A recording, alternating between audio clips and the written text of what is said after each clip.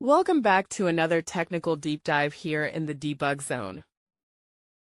Today we're tackling a big question and breaking it down with insights from other users. Hopefully this clears up some misconceptions and helps you get the answer you need.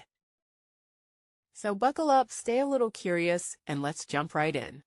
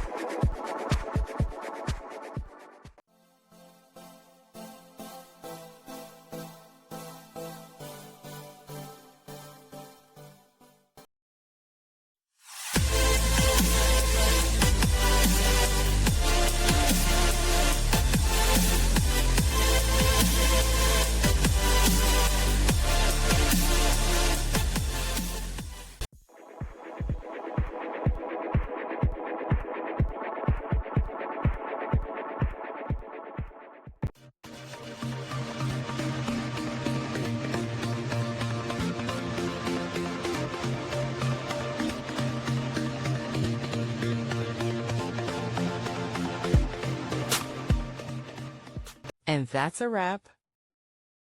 I hope you found the answer you were looking for. If you did, take a second to hit that subscribe button. It really helps out. And let me know in the comments which solution worked best for you. See you next time in the debug zone.